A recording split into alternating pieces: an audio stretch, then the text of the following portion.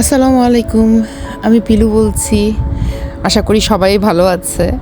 ভালো না থেকে উপায় আছে? এত কষ্টের অর্জন করা আমাদের স্বাধীনতা বা নতুন করে ফিরে এসেছে।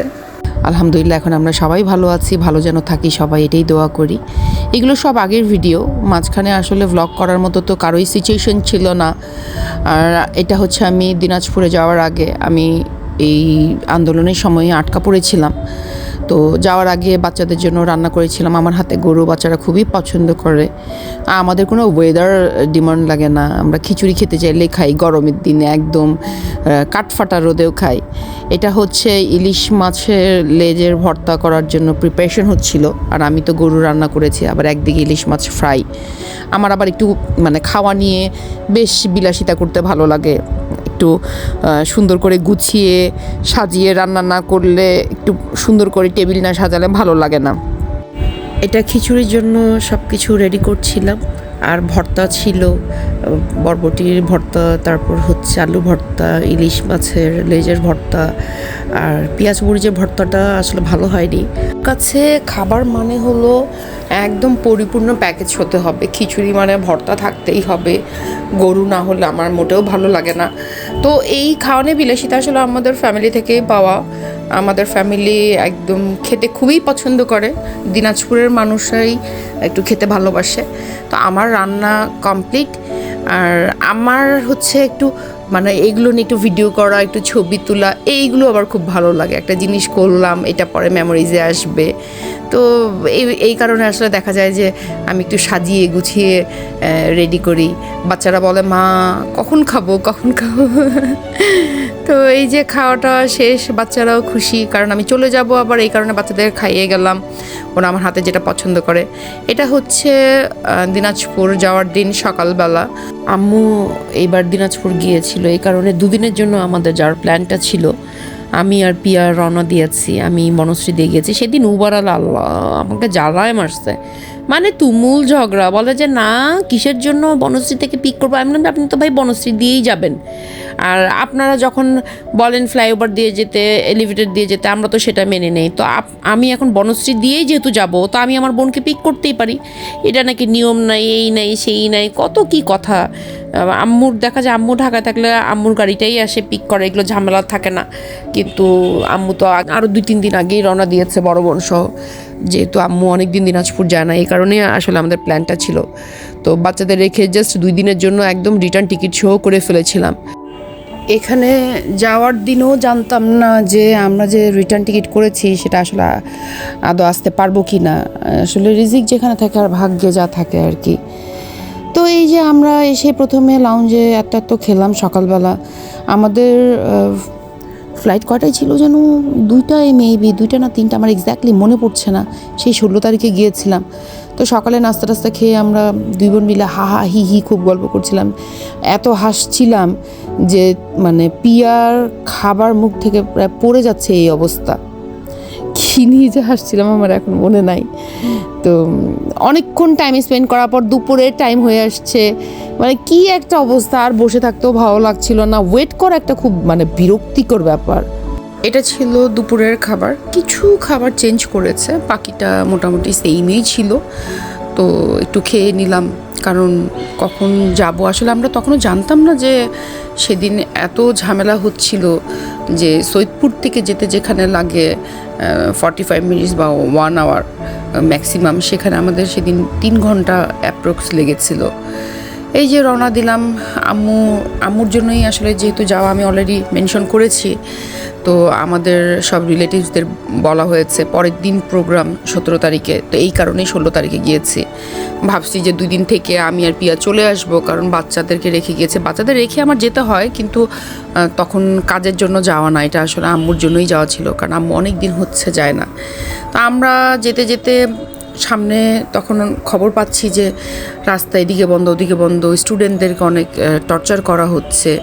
আবার এই স্টুডেন্টরাই কিন্তু সেদিন অনেক হেল্প করছে। এটা হচ্ছে বাউস্টের স্টুডেন্ট ছিল এখানে। অনেক ঘুরে ঘুরে ঘুরে ঘুরে গিয়েছি।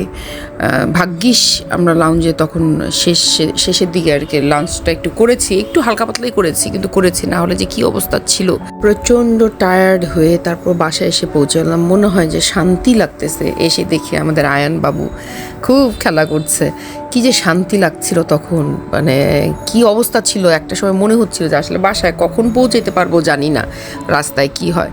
এসে দেখি আমার কাজিন মুনমুন আপু এত এত খাবার পাঠিয়েছে, ও অনেকক্ষণ আগে পাঠিয়েছে।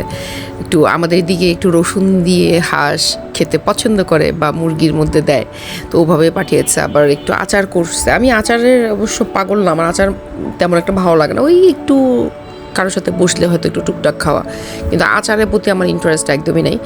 আব্বু খুব পছন্দ করতো রসুন দিয়ে মাংস খাওয়া, খুবই পছন্দ করতো। এটা আব্বুর কাছ থেকেই আর কি আমরা এই অভ্যাসটা পেয়েছি। আর আমার নানা বাসায় মুরগির সাথে ডিম রান্না করে, এটাও খুব ভালো লাগে। এটা সবসময়ই করে, দিনাজপুর আমরা গেলেই করে। এটা পুকুরের মাছ ছিল কিনা এক্স্যাক্টলি মনে নাই। তো আমাদের খাওয়াটা শেষ করে আড্ডা টাড্ডা দিয়ে সেদিন রাতেই আমরা এক চাচার বাসায় গিয়েছি, কারণ উনি আগেই ইনভাইট করেছে।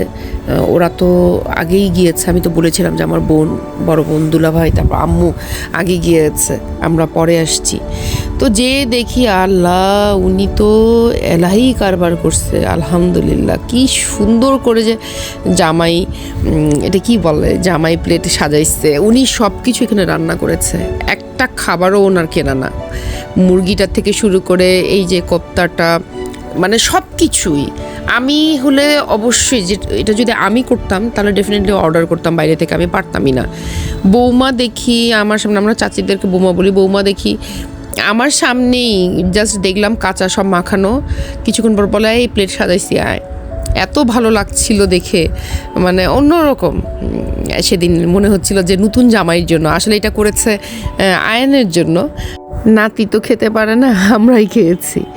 বৌমা আসলে আমরা এই দাওয়াতটা আসার কথা ছিল না, কারণ বৌমার মা কিছুদিন আগে মারা গিয়েছে। তো এই অবস্থা একজনের বাসায় দাওয়াত খেতে যাওয়াটা নিজের কাছেই তো ভালো লাগে না। তো আমরা বলেই দিছি যে তুমি কিছু করো না, ঠিক আছে আসবো, যেহেতু ভাইয়া এতদিন পর গেছে, তো যাবো, কিন্তু চা আর ওই একটু হালকা পাতলা হয়তো নাস্তা কিছু খেলাম, কিন্তু কোনো কিছু আয়োজন করো না। তো বলছে আচ্ছা ঠিক আছে আয় তোরা, সমস্যা নেই। কিন্তু এতবার বলার পরও যে দেখি আসলে অনেক কিছুই করেছে। সেটা রাতের খাবারের আয়োজন তো শুধু যে করেছে তা না, একদম এলাহি কারবার করছে। যাই হোক, এরপর তো আসলে না খেয়ে আর আসা পসিবলও না, কিন্তু খুবই খারাপ লাগতেছিল যে ওনার মন এমনিই ভালো ছিল না, এর মধ্যে আবার করছে। ওই যে বলতেছে যে মুন্না ভাইয়া তো বারবার আসে না, আমার দুলাভাই যে উনি খুব কম আসা পড়ে, আবার বাচ্চাটা আসছে, সবাই আসছে এই সময়টাতে। আম্মু আসছে, আম্মুকে নিয়ে আসতে পারিনি, মানে আম্মুর কারণে আমরা 3 বোন এবার একসাথে আসা পড়েছে। তো এই কারণে আর কি করছে। আর আমরাও আলহামদুলিল্লাহ আমাদের রিজিকে ছিল, খুবই ভালো খেয়েছি, খুব সুন্দর করে সাজানো গোছানো ছিল। তার মন ভালো ছিল না, কিন্তু সে মানে যা করেছে সেটা আনবিলিভেবল, এটা তো আপনারা দেখলেনই। তো আল্লাহ তার রিজিকে বরকত দিক, তাদেরকে ধৈর্য ধরার তৌফিক দিক। যেহেতু নানি মারা, নানি খুবই ভালো মানুষ ছিল, উনি আমাদেরকে অনেক অনেক আদর করত। ওনার জন্য দোয়া করা ছাড়া আর আমাদের এখন কিছু করারও নাই। এটা হচ্ছে আঙ্কেল বৌমার বিয়ের পিকচার। আমি একটু ওয়ালে যখন দেখলাম যে খুব সুন্দর করে মানে ছবিগুলো সাজিয়ে রেখেছে, একটু ভিডিও করে নিলাম। আমার এই চাচার সাথে একদম ছোট থেকে খুবই ভালো সম্পর্ক। সবাই বলতো যে আমি এই চাচার মেয়ে, তখনও চাচার বিয়ে হয়নি। তো এই যে দুলাভাইদেরকে খাওয়াচ্ছে শেলিকারা, এটা হচ্ছে আমার চাচা। আমি আর পিয়া তো একদম খুব বাজে একটা জার্নি করে আসছি, তো খেতে ইচ্ছা করছিল না, কিন্তু খাবার খুবই মজা ছিল। একদম টায়ার্ড ছিলাম, মনে হচ্ছিল বিছানায় পড়লেই আমি শেষ, একদম ঘুমিয়ে যাব। খাওয়াটা শেষ, আমরা আড্ডা দিচ্ছিলাম। তো চলে যাওয়ার সময় হয়েছে। যাওয়ার আগে আয়ানকে আঙ্কেল ঘাড়ের মধ্যে নিয়েছে। আয়ান এত ভয় পেয়েছে, আমরা যতই ওকে হাসানোর ট্রাই করি, ওর ফেস পুরা কান্না কান্না একদম। আমরা খুব ভালো সেদিন সময় কাটিয়েছি। আমাদের কাজিনদের সাথে আমাদের বন্ডিং খুবই ভালো। ওরা যদিও আমাদের অনেক ছোট। এই যে ও মুখ লুকাচ্ছে, ওকে আমি বলছি যে দাঁড়া তোকে ভিডিও করবো, তুই প্রচুর খাচ্ছিস। একে বলছি যে তুই সামনে এত বড় প্লেটটা রেখে খাচ্ছিস, তুই সব খেয়ে ফেলছিস। তো এই কারণে ওরা দুজনে হাসছিল। তো আমাদের কাজিনদের সাথে বন্ডিং খুবই খুবই ভালো আলহামদুলিল্লাহ। যতই প্রবলেম হোক, যতই ঝগড়াঝাটি যাই হোক, আমাদের কখনোই রিলেশন ওভাবে দীর্ঘস্থায়ী খারাপ হয় না, এটা হয় না। ফ্যামিলির মধ্যে প্রবলেম হইলেও আমরা কাজিনদের সাথে কাজিনের ভালো রিলেশন রাখি, এটাই ফ্যামিলি ইউনিটি যারা বোঝে না তারা কখনোই জানবে না। আমরা খাওয়া শেষ করে বের হয়ে গিয়েছি, আমার বড় বোন তারপর আরও কিছু কাজিন ওরা চলে গিয়েছে বাসায়। ওরা আমাকে জিজ্ঞেস করছিল যে তোরা আজকে চা খাবি, আছে না দেখি বুঝতে পারছি না, মুডের উপর ডিপেন্ড করে, কিন্তু মুড যে চলে আসবে এটা তো যাই না। তো পরে ওরা জেনে খুব রাগ, তোরা না বললি চা খাবি না, তো আমরা আগে আগে চলে আসছি। আসলে ভাইয়াই বলেছে যে চা খেতে যাবি, আচ্ছা ঠিক আছে চলো যাই, একটু চা খেয়ে আসি, যদি ভালো লাগে। চায়ের অভ্যাস তো নাই, বাইরে গেলে একটু চা খাওয়া হয়। সেদিন এত টায়ার্ড ছিলাম যে আর লেট করিনি, তাড়াতাড়ি করে বাসায় গিয়েছি। তখনও জানতাম না যে আমাদের এই যে 2 দিন পরে সবার চলে যাওয়ার কথা, সেটা বেশ অনেক দিন থাকবে। 18 তারিখে ব্যাক করার কথা, সেটা ব্যাক করেছি আমরা 24শে জুলাই। যাই হোক, শেষে সবাইকে একটা কথাই বলবো, আমাদের দেশ স্বাধীন হয়েছে, বাক স্বাধীনতা আমাদের ছিল না, সেটা আমরা পেয়েছি। স্বাধীনতা অর্জনের চেয়ে ধরে রাখাটাই হলো কঠিন। তো সবাই যেন আমরা সেটা ধরে রাখতে পারি, এটা আমাদের সবার চেষ্টা থাকতে হবে। কারণ প্রশাসন বলেন বা যারা দায়িত্ব নিয়েছেন দেশে, তারাই যে শুধু চেষ্টা করে যাবে তা না, নিজেদের পরিবর্তন হতে হবে। এই দেশ স্বাধীন করার জন্য যারা শহীদ হয়েছে তাদের জন্য অনেক দোয়া করি আমরা। আল্লাহ তাদের পরিবারকে ধৈর্য ধারণ করা তৌফিক দিক, তাদেরকে আল্লাহ জান্নাতে নসিব করুক যারা শহীদ হয়েছে। আর যারা এখনও করে যাচ্ছে তাদের জন্য অনেক দোয়া রইল, এবং আপনাদের সবাইকে স্বাধীনতার অনেক অনেক শুভেচ্ছা। আর এই যে মিষ্টি পান খান, মিষ্টি পান খেয়ে মুখ মিষ্টি করে নিন, এটা হচ্ছে আপনাদেরকে দেশ স্বাধীন হওয়ার জন্য মিষ্টি মুখ করা। ভার্চুয়ালি সামনে থেকে করতে পারছি না। আমাদের সবার জন্য দোয়া করবেন, আমার 2 বাচ্চার জন্য দোয়া করবেন। আজকে এখানেই শেষ করছি, টাটা, বাই বাই।